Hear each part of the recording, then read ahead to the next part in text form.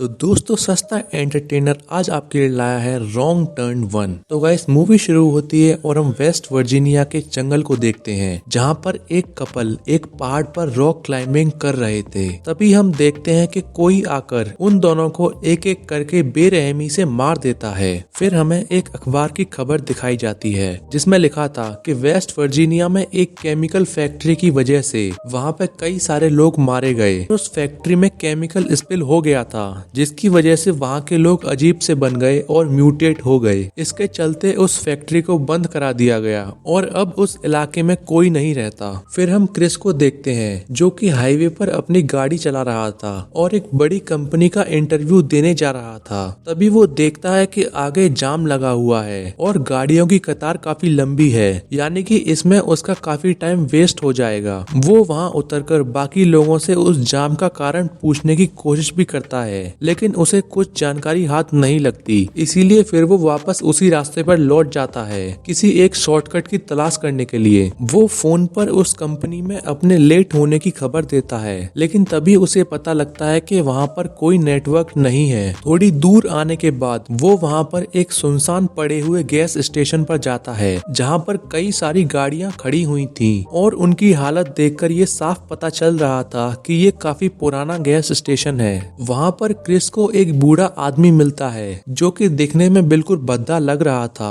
Chris उससे उसका telephone use करने की पूछता है, लेकिन वो बताता है कि टेलीफोन खराब पड़ा है। फिर क्रिस उस बूढ़े आदमी से किसी शॉर्टकट के बारे में पूछता है जिससे वो उस जंगल को जल्दी पार कर ले, लेकिन वो बूढ़ा आदमी कहता है कि यहाँ कोई शॉर्टकट नहीं है। फिर क्रिस वहाँ लगे हुए मैप को देखता है जिसमें वो एक कच्चा रास्ता देखता है जो सीधे जंगल के बीच में से होकर जा रहा था और वो एक शॉर्टकट था। फिर वो अपनी गाड़ी लेकर उसी रास्ते की तरफ चला जाता है। उसे उस रोड पर एक मरा हुआ हिरण दिखता है जिसको देखने की वजह से उसका रोड पर से ध्यान डगमगा जाता है और वो सीधा जाकर आगे खड़ी हुई एक गाड़ी में टकरा जाता है जिससे उसका एक्सीडेंट हो जाता है। तभी वहाँ पर उस गाड़ी के लोग आ जाते हैं। क्रिस उन सभी से माफी मांगता है और वो सब उसकी बात मान जाते हैं। वो लोग थे इवान, फ्रांसिन, स्कॉट, कार्ली और जेसी। वो लोग उसे बताते हैं कि उन्होंने गाड़ी बीच रोड पर इसलिए खड़ी करी थी क्योंकि किसी ने कटीले तार रोड पर बिछा रखे थे जिसकी वजह से उनकी गाड़ी पंक्चर हो गई और किसी ने ये जानबूझकर किया था। अब वो सभी लोग उस जंगल में फंसे हुए थे। वो लोग उसी गैस स्टेशन पर जाने की बात करते हैं, लेकिन क्रिस उन्हें बताता है कि वहाँ जाने का कोई फायदा नहीं क्योंकि वहाँ का फोन खराब पड़ा हुआ है। इसीलिए अब फिर वो लोग आगे पैदल ही चलने का फैसला करते हैं और किसी को मदद के लिए बुलाने जाते हैं। इवान और फ्रांसिन गाड़ी के पास ही रुके हुए थे। असल में वो दोनों एक दूसरे से प्यार करते थे, जबकि स्कॉट, कार्ली, जेसी और क्रिस आगे पैदल चलकर किसी से मदद मांगने जाते हैं। क्रिस को एक्सीडेंट की वजह से थोड़ा बहुत दर्द हो रहा था, लेकिन वो उसे सहन कर पा रहा था। वो चारों आगे चलते हुए बातें करते हुए जा रहे थे। क्रिस उन्हें अपने इंटरव्यू के बारे में बताता है और वो लोग उसे बताते हैं कि वो यहाँ कैंपिंग करने आए थे। तभी उनकी बातों से हमें पता चलता है कि स्कॉट और कार्ली की अभी अभी शादी हुई है और वो यहाँ अपने फ्रेंड्स के साथ कैंपिंग करने आए थे। उन चारों को आगे चलते चलते जले हुए टायर्स दिखते हैं जिनमें अब भी आग लगी हुई थी। इससे उन्हें ये पता चल जाता है कि यहाँ आसपास लोग रहते हैं और फिर वो उन्हीं की तलाश में निकल पड़ते हैं। पीछे गाड़ी पर फ्रांसिन क्रिस की कार में कुछ खाने के लिए ढूंढ रही थी। तभी वो देखती है कि इवान वहाँ से गायब हो गया है। उसे लग रहा था कि वो उसके साथ मजाक कर रहा है, इसीलिए वो उसे ढूंढने जाती है। तभी उसे आगे चलते चलते इवान का कटा हुआ कान जमीन पर पड़ा हुआ दिखता है जिससे वो काफी डर जाती है। तभी पीछे से एक आदमी आकर उन्हीं कंटीले तार को उसके मुंह में घुसाता है और उसे वहीं पर मार देता है। असल में वो एक नरभक्षी था, यानी कि वो इंसानों को खाता था। दूसरी तरफ उन चारों को आगे चलते चलते एक डेड एंड मिलता है जिसके सामने एक खाई थी और वहाँ पर उन सभी की आवाज गूंज रही थी। फिर वो उस रास्ते से दूसरी तरफ जाते हैं। वो जंगल इतना घना था कि ऊपर से कुछ भी नहीं दिख रहा था और वहाँ पर एक नदी भी थी। फिर उन चारों को आगे चलते चलते एक लकड़ी का पुराना घर दिखता है जिसमें से अब भी धुआं निकल रहा था। उन्हें लग रहा था कि उन्हें यहाँ मदद मिल जाएगी, इसीलिए वो उसकी तरफ जाते हैं। उस घर के बाहर कई सारी बहुत पुरानी गाड़ियाँ खड़ी हुई थी, बिल्कुल वैसे ही जैसे उस गैस स्टेशन के बाहर थी। फिर वो चारों उस घर के पास जाकर अंदर आवाज लगाते हैं, लेकिन अंदर से कोई बाहर नहीं आता। इसीलिए फिर वो अपने आप ही उसके अंदर चले जाते हैं। उन चारों को ही ये सब बहुत अजीब लग रहा था, लेकिन उनके पास और कोई चारा नहीं था। वो वहाँ पर एक फोन को ढूंढते हैं ताकि वो अपने लिए किसी मदद को बुला सकें, लेकिन उन्हें वहाँ कोई फोन नहीं मिलता। जबकि उसके अलावा उन्हें वहाँ कई सारे हथियार मिलते हैं। वहाँ पर कई सारी अजीब सी चीजें रखी हुई थी और साथ ही उन सभी गाड़ियों की चाबियां भी वहाँ पर थी। तभी वहाँ पर अंदर कार्ली को एक इंसान का कटा हुआ हाथ दिखता है और वो समझ जाते हैं कि यहाँ पर जो भी रहता है वो इंसानों को मारता है। इसीलिए वो चारों तुरंत वहाँ से निकलने लगते हैं, लेकिन तभी उन्हें एक गाड़ी की आवाज आती है जो कि सीधे उन्हीं की तरफ आ रही थी। इसीलिए वो चारों वहीं पर छुप जाते हैं। असल में वो एक काफी पुराना टो ट्रक था जो कि उन लोगों की गाड़ियों को खींचकर वहाँ पर ला रहा था और उसे वो नरभक्षी ही ला रहे थे। फिर वो नरभक्षी घर के अंदर आते हैं। क्रिस और जेसी बेड के नीचे छुपे हुए थे, जबकि स्कॉट और कार्ली एक छोटे से तहखाने में। वो नरभक्षी अपने साथ फ्रेंसिन की लाश भी लाए थे, जिसे वो तुरंत काटने लगते हैं। जैसे ये सब बेड के नीचे से देख पा रही थी और अपनी दोस्त को ऐसा मरता हुआ देखकर वो पूरी तरह से टूट चुकी थी, लेकिन फिर भी वो कुछ नहीं बोल रही थी। उसके थोड़ी देर बाद फिर वो नरभक्षी सो जाते हैं और आराम करने लगते हैं। तभी वो चारों अपनी अपनी जगह से निकलकर उस घर से बाहर जाने लगते हैं। जैसे ही वो चारों वहाँ से निकल रहे थे, तभी वो नरभक्षी उन्हें देख लेता है, लेकिन जब तक वो चारों निकलकर वहाँ से भाग जाते हैं। असल में वो 3 नरभक्षी थे और वो तीनों भाई थे। फिर वो तीनों अपना वो टो ट्रक लेकर उनकी तरफ जाते हैं। कार्ली पूरी तरह से टूट चुकी थी, लेकिन स्कॉट उसे दिलासा देता है और आगे चलने को कहता है। फिर वो चारों आगे चलकर एक बड़ी सी जगह पर आ जाते हैं, जहाँ पहले की तरह उन्हें कई सारी पुरानी गाड़ियाँ मिलती हैं और ये सभी गाड़ियाँ उन इंसानों की थीं जिन्हें उन तीनों नरभक्षियों ने खा लिया था। तभी अपना टो ट्रक लेकर वो नरभक्षी वहाँ पर आ जाते हैं। उनके पास एक बंदूक भी थी। वो तीनों नरभक्षी दिखने में काफी अजीब थे और ये सब उसी म्यूटेशन की वजह से हुआ था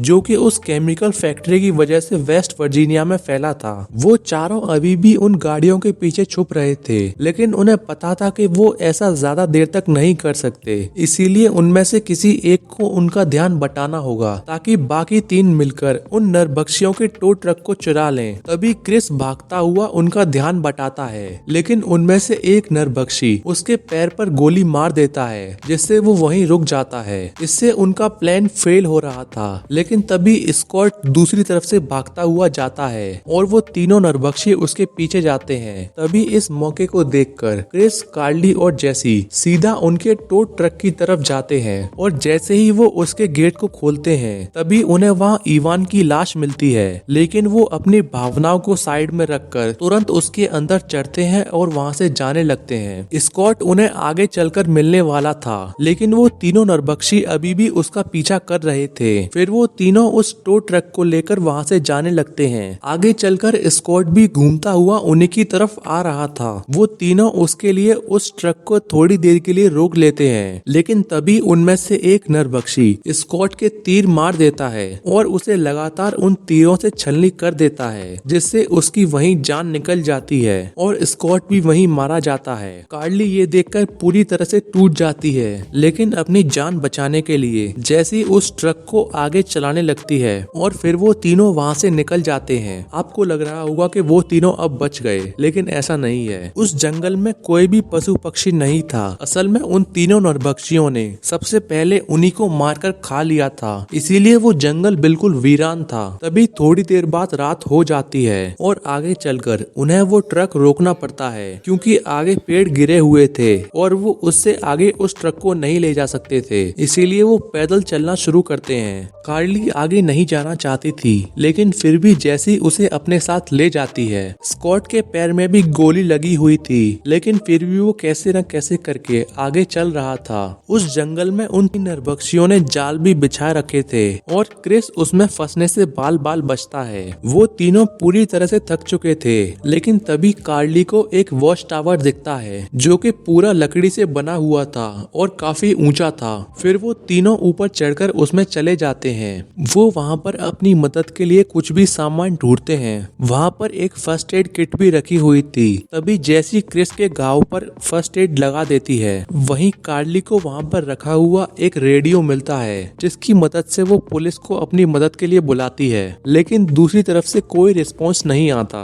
वो तीनों नरभक्षी अब भी उन तीनों को उसी जंगल में ढूंढ रहे थे। तभी अचानक से उस रेडियो पर वापस सिग्नल आ जाता है, जिसे वो नरभक्षी सुन लेते हैं और उन्हें पता चल जाता है कि वो तीनों उस वॉच टावर में छुपकर बैठे हुए हैं। तभी कार्ली तुरंत उस पुलिस ऑफिसर को अपनी लोकेशन बता देती है। वो वॉच टावर काफी ऊंचा था, इसीलिए वो तीनों नरभक्षी उसमें नीचे से ही आग लगा देते हैं। कार्ली को लग रहा था कि अब वो तीनों ही मारे जाएंगे। तभी क्रिस उस वॉच टावर के आसपास के पेड़ों को देखता है, जो कि काफी घने थे। इसीलिए वो फैसला करता है कि वो तीनों एक एक करके उन पेड़ों पर छलांग लगाएंगे, जिससे उनकी जान बच जाएगी। और फिर वो तीनों ऐसा ही करते हैं और लकीली उनमें से कोई नहीं मरता। साथ ही उन तीनों नरभक्षियों को पता चल जाता है कि वो तीनों अब पेड़ पर आ चुके हैं। इसीलिए उन तीनों नरभक्षियों में से एक अपनी कुल्हाड़ी को लेकर उस पेड़ पर चढ़ना शुरू करता है। वो नरभक्षी उसी जंगल में रहते थे, इसीलिए उन्हें यहाँ के वातावरण का काफी अनुभव था। साथ ही क्रिस, कार्ली और जैसी ऊपर पेड़ों पर ही आगे बढ़ते रहते हैं। तभी पीछे से वो नरभक्षी आकर कार्ली को अपनी कुल्हाड़ी की मदद से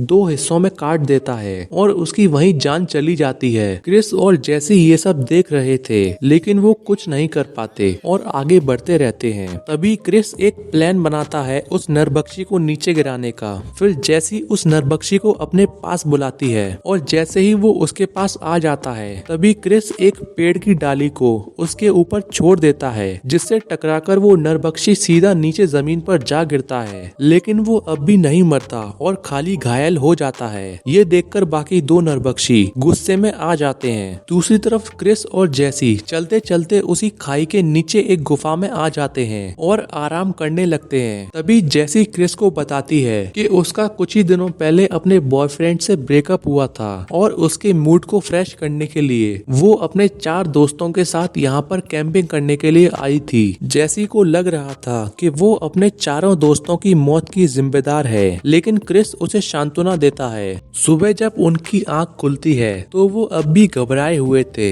और कैसे भी करके यहाँ से निकलना चाहते थे, इसीलिए वो फिर चलना शुरू करते हैं। तभी उन्हें आगे चलते चलते एक पक्की रोड दिखाई देती है। उन्हें लगता है कि अब उनकी जान बच जाएगी, लेकिन तभी एक कुल्हाड़ी आकर उनके पास लगती है। हालांकि वो दोनों ही उससे बच जाते हैं, लेकिन उन्हें पता चल जाता है कि वो नरभक्षी अभी भी उनके पीछे हैं, इसीलिए वो तुरंत उनसे बचकर भागने लगते हैं। तभी उनमें से एक नरभक्षी जैसी को पकड़कर अपने साथ ले जाता है और क्रिस गलती से नीचे खाई में गिरने लगता है। वो सीधा जाकर उसी पुलिस वाले की गाड़ी के सामने गिरता है, जिसे पिछली रात कार्ली ने अपनी मदद के लिए बुलाया था। वो पुलिस वाला समझ नहीं पा रहा था कि आखिर बात क्या है। तभी एक तीर आकर सीधा उसके सर में लगता है और उसकी वहीं मौत हो जाती है और ये तीर उसी में से एक नरभक्षी ने मारा था। तभी क्रिस जल्दी से जाकर उसकी गाड़ी के नीचे छुप जाता है, क्योंकि उसे वापस जाकर जैसी को बचाना था। थोड़ी देर बाद वो नरभक्षी वहाँ पर नीचे उतर कर आता है और क्रिस को देखने लगता है। उसे लग रहा था कि क्रिस अब भागकर जा चुका है, इसीलिए वो उस पुलिस वाले की लाश को उसी की गाड़ी में डालकर सीधा अपने घर की तरफ निकल पड़ता है। हम देखते हैं कि उन लोगों ने जैसी को एक बेड पर बांध रखा था और वो अब भी जिंदा थी। वो उनसे उसे छोड़ने की भीख मांगती है, लेकिन उनमें से कोई भी उसकी मदद नहीं करता। वैसे एक बात तो है, अगर मुर्गा कहे कि मुझे मत मारो, मुझे जीना है, तो क्या खाने वाले उसे नहीं मारेंगे? कमेंट करके जरूर बताना। तभी वो नरभक्षी उस पुलिस वाले की गाड़ी को लेकर वहाँ पर पहुँच जाता है। क्रिस भी उसी गाड़ी के नीचे लटक कर वहाँ पर आ गया था। फिर वो नरभक्षी उस पुलिस वाले की लाश को लेकर घर के अंदर चला जाता है। तभी थोड़ी देर बाद क्रिस उस गाड़ी को चलाकर सीधा उस घर में टक्कर मार देता है, जिससे वो दोनों नरभक्षी घायल हो जाते हैं और आग में जलने लगते हैं। फिर क्रिस उन्हीं के हथियार लेकर उन्हें मारने लगता है और उसके बाद जैसे की रस्सी खोलने लगता है। तभी वहाँ दूसरा नरभक्षी आकर अपनी कुल्हाड़ी से क्रिस पर हमला करने लगता है, लेकिन क्रिस जैसे तैसे करके उससे बच रहा था। वो नरबक्षी क्रिस को मारने ही वाला था कि तभी जैसी वहां रखे तीर कमान को उठाकर उस नरबक्षी को मार देती है। आपको लग रहा हुआ कि अब वो दोनों बच गए, लेकिन नहीं यार, 2 नहीं 3 नरबक्षी थे और ये तीसरा वाला फुर्तीला था। वो क्रिस पर कई वार करता है, लेकिन पीछे से जैसी आकर उसे धूल चटा देती है और फिर वो दोनों मिलकर उसे भी मार देते हैं। फिर क्रिस उनकी बंदूक को उठाकर उस पुलिस वाले की गाड़ी में रखे हुए गैस के कैन में मारता है, जिससे वहाँ एक बहुत बड़ा धमाका होता है और शायद वो तीनों ही नरबक्षी उसमें मारे जाते हैं। क्रिस ने ऐसा इसीलिए किया था क्योंकि वो नहीं चाहता था कि आगे चलकर वो तीनों और किसी इंसान को मारे। फिर क्रिस और जेसी उनके टो ट्रक को लेकर सीधा उस गैस स्टेशन की तरफ जाते हैं और वहाँ पर लगे हुए मैप को फाड़ देते हैं ताकि आगे चलकर कोई भी इंसान उस मैप की मदद से उस जंगल में ना जाए। और फिर वो दोनों ही अपने रास्ते पर निकल पड़ते हैं। फिर हमें रात का सीन दिखाया जाता है जहाँ पर एक पुलिस वाला वहाँ आकर उस घर को देख रहा था और शायद वो वहाँ पर उस धमाके की आवाज को सुनकर आया था। वो देखता है कि वहाँ पर सभी चीजें जल चुकी हैं। तभी हम देखते हैं कि पीछे से एक नरबक्षी आकर उस पुलिस वाले को अपनी कुल्हाड़ी से मार देता है। इसका मतलब ये था कि उस धमाके के होने से पहले ही उनमें से एक नरबक्षी उठकर भाग गया था और वो अब भी जिंदा है और यहीं ये मूवी खत्म हो जाती है। तो दोस्तों, अगर आपको मेरी एक्सप्लेनेशन पसंद आई हो तो वीडियो को लाइक, कमेंट, शेयर, सब्सक्राइब करना मत भूलना। और हाँ दोस्तों, मैं इस सीरीज के बाकी पार्ट्स भी अपने चैनल पर जल्द एक्सप्लेन करूंगा, तो जल्दी से सब्सक्राइब कर लो।